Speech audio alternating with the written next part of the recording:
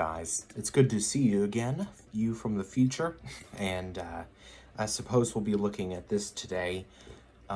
Yesterday's went pretty well, and I'm happy about it, so I hope before some beach episodes, this one can be just as good. Let's see. So it's called Understanding and Exhibiting Forgiveness. I chose this one because it had kind of an interesting looking story, and I'd like to go into detail with you. So let's look at it. Forgiveness is what the people of this world desperately need, whether from God or from our peers.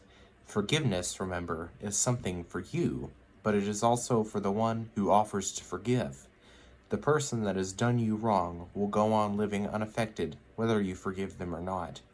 But if you hold a grudge, you will never be happy with yourself. You must let the grudge go.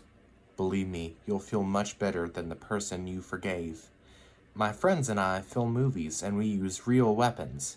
On one of the days we were filming, one of my friends misjudged the distance between yours truly and his sword, and my hand was sliced. My dad rushed me to the hospital to get stitches that remained in my hand for 2 weeks. I bring this up because I'd never thought about holding a grudge over my friend's head. I knew it was an accident, and if anything, I felt sorry for him, wondering how I would feel if I'd sent a friend to the hospital. Some people might have stayed upset about an injury like that, but the reason I think I didn't is because I put myself in his place and felt his pain. We have a harder time forgiving someone close to us, like friends or family, than we do complete strangers. If someone close to you does something upsetting or snaps at you, instead of snapping back, ask how their day went. Maybe you can understand what they're dealing with and respond the way Christ wants, with love and forgiveness.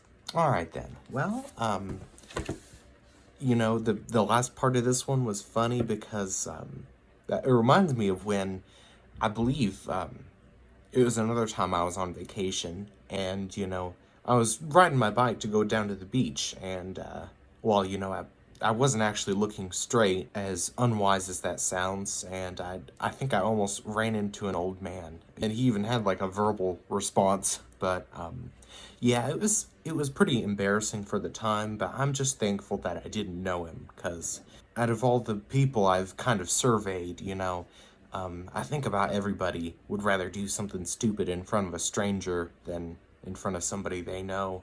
For some reason, I thought that was an interesting topic, and so I asked people about it. And, well, obviously the main reason for that is that, if it's somebody you know, as long as you know them, that memory will likely stick with them. But, with a stranger, it's just a one-off incident, and I suppose a thing to overcome. Could be a funny memory that stranger told their friends, things like that.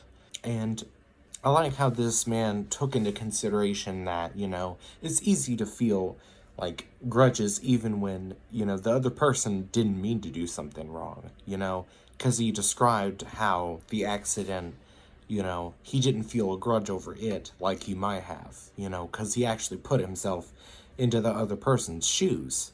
And I was thinking recently about people who claim to be empaths, like just people known for their empathy. And, a lot of self-proclaimed people would just get themselves really downtrodden over other people's mishaps or bad days.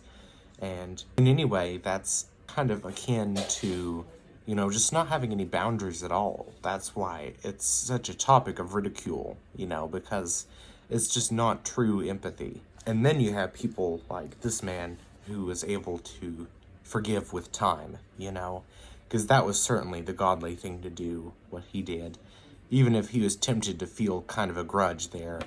And there are just a lot of feelings you can control, and just a lot you can't, Most of them you can't, but your responsibility is only in what you can control, And for a so-called empath, that's, very much in their control. So, just like it would for anybody's forgiveness. So, thank you guys for listening, and I was glad to share this message because I like sharing goofy little anecdotes and things like that. So, thank you, everybody, and I'll see you then at the little oasis. Bye-bye.